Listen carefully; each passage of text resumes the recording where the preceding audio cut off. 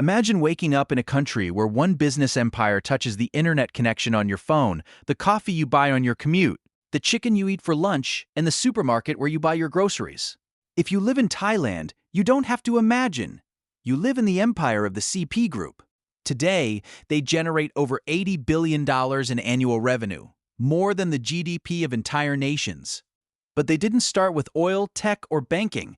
They started with a small, dusty shop selling vegetable seeds. So, how did two brothers from China build an empire so vast and so deeply integrated into daily life that it's almost impossible to spend 24 hours in Thailand without touching one of their businesses? The answer involves a ruthless, brilliant strategy of vertical integration that business schools rarely teach, but every billionaire understands.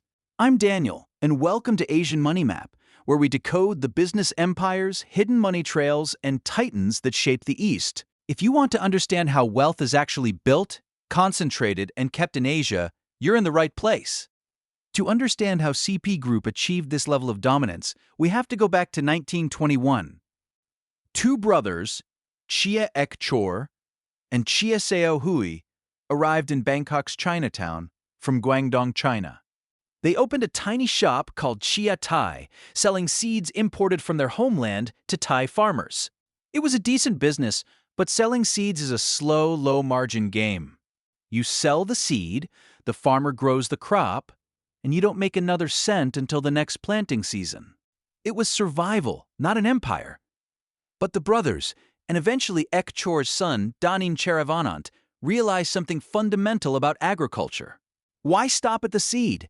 If you sell a farmer seeds to grow cabbage and that cabbage is used to feed pigs, why aren't you also selling the pig feed?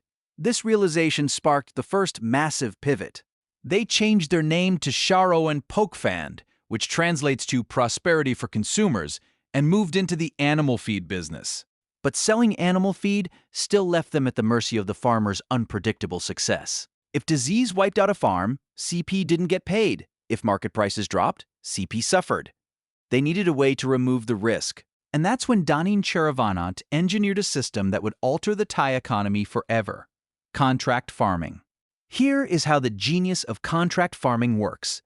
Instead of just selling feed to independent farmers, CP went to the farmers with an offer they couldn't refuse. CP would provide the baby chicks, the specialized feed, the medicine, and the exact scientific guidelines on how to raise the animals.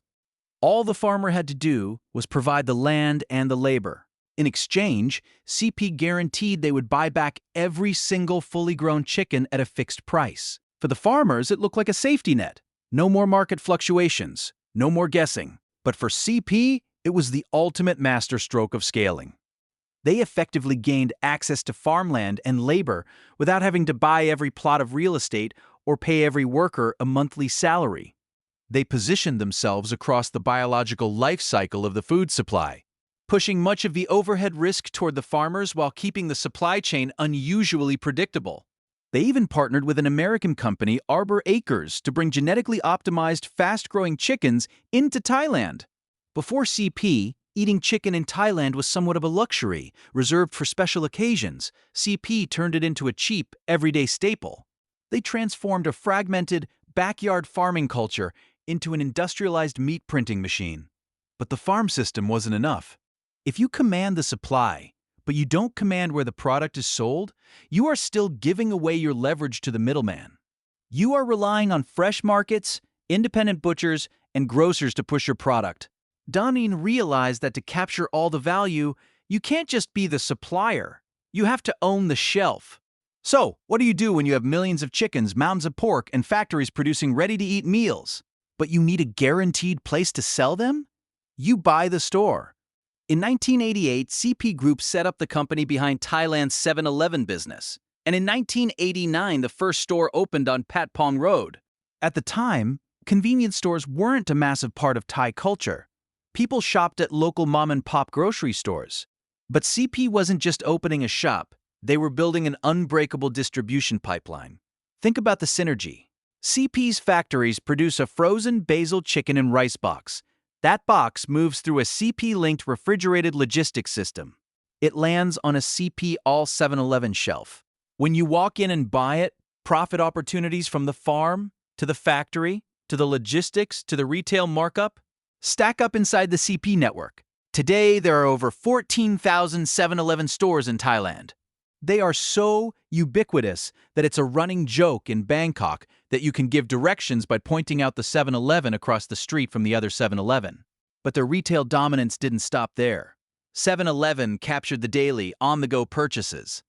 To capture the weekly household grocery budget, CP acquired Lotus's, a massive chain of hypermarkets. To capture the wholesale market and supply the country's independent restaurants, they bought Makro. They successfully built a box around the retail ecosystem.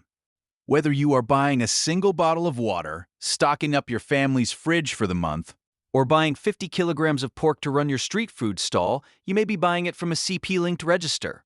And because they have so much shelf space, they gain leverage over the rules. If a competing food brand wants to sell their snacks in 7-Eleven, they may have to pay listing fees and accept retail terms to enter the very network they are trying to challenge. Now, you might be thinking, this is brilliant execution of vertical integration. But what happens when the physical world of food and retail isn't enough anymore? How does an agriculture company evolve into the 21st century? The answer is data, and the vehicle is telecom. In the 1990s, CP expanded into telecommunications, creating what is now known as True Corporation. At first glance, selling SIM cards and internet broadband seems completely disconnected from selling chicken and frozen dumplings. But in the modern economy, data is the new seed. Through True, CP Group moves from what people buy to how people connect. CP-linked businesses are no longer just close to the lunch receipt. They are close to mobile plans, broadband accounts, app payments, and loyalty data. They created TrueMoney, a digital wallet tightly integrated into, you guessed it, 7-Eleven. When you walk into a 7-Eleven to buy your CP-branded lunch, you pay with your TrueMoney app, using the internet provided by your True mobile network. The ecosystem starts to feel closed loop.